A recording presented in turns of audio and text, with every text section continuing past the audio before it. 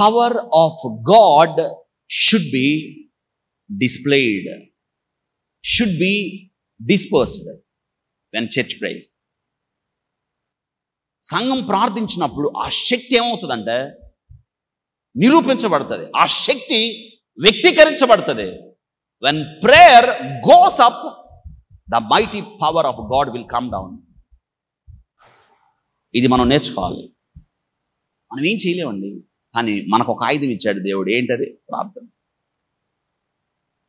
అర్థమవుతుందా?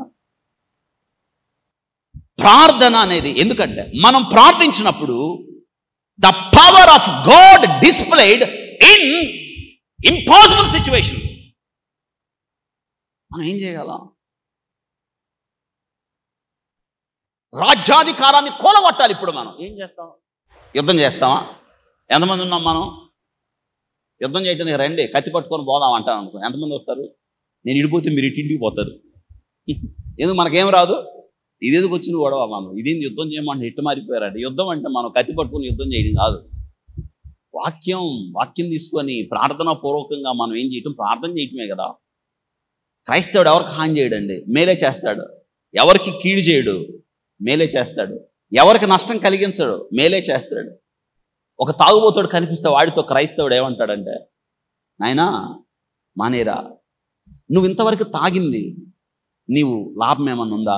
నీ భార్య లేదా? నీ పిల్లలు లేదా? తాగేం సాధిస్తావు? నువ్వు బాగవురా, నువ్వు మేలు పొందుతావు, నువ్వు ఆరోగ్యం పాడైపోద్దురా. బుద్ధి తెచ్చుకొని ఆయన బతిమలాడి చెప్తాడా? కర్ర తీసుకుని చిత్తగొచ్చి అవుతాడా? పెద్ద చెప్పండి. అది క్రైస్తవుడు. అర్థమైందా? అంతేగాని తాగావా, ఇంకొక బాటిల్ తాగు, పలానా చోట తక్కువ చౌకొచ్చింది చెప్పడే. వాడు పాపంలో కూలిపోతుంటే క్రైస్తవుడు అడ్డగిస్తాడు. వాడు ఎవడన్నా కానీ, అరే పాపం చేస్తున్నావురా, పోతావురా, నష్టపోతావురా, నాశనానికి పోతావు నాయన, నువ్వు మారరా. బుద్ధి మాటలు చెప్పారు, మంచి మాటలు చెప్పారు, నీతి చెప్పారు, యథార్థత చెప్పారు. లంచం తీసుకుంటా ఉంటాడు మిగతా వాడు, కానీ క్రైస్తవుడు తన టేబుల్ మీద బైబిల్ పెట్టుకొని ఉంటాడు. అతనికి ఇస్తే నేను తీసుకోనండి, ఎందుకంటే ఇదిగో నాకు సర్వస్వం ఇదే. ఇది కదా ఈ దేశానికి కావాల్సిందే. బైబిల్ పట్టుకొని క్రైస్తవుడు వెళ్తా ఉంటే నిజంగా ఆలోచించండి. బైబిల్ పట్టుకొని వీధులు వెళ్ళి మారండి, బ్రతుకు మార్చుకోండి, మీ స్థితిని మార్చుకోండి, యేసుని నమ్ముకోండి, మీరు పరిశుద్ధంగా బ్రతకండి అన్నాడు. కానీ పాపం చేస్తూ బతకమన్నాడా? ఇదేగా చెప్పారు వీళ్ళు. మేలు చేస్తూ బతకమన్నాడా? కీడు చేయమన్నాడా? మేలు చేయండి అన్నాడు. ఎవరికి మేలు చేయాలి?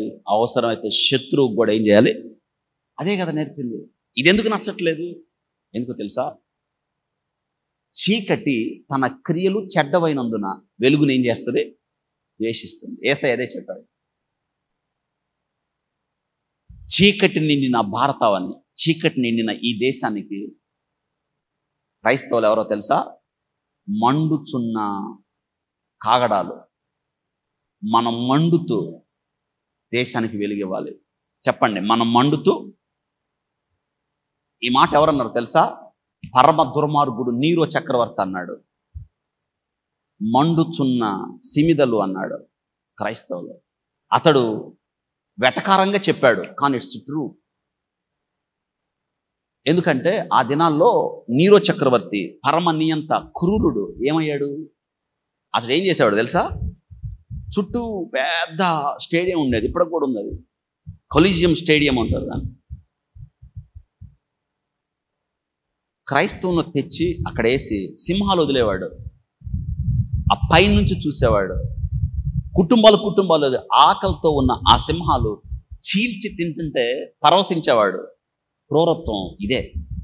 కింగ్ పవర్ఫుల్ అయినప్పుడు సంఘం ఏం చేయాలో చెప్తుంది.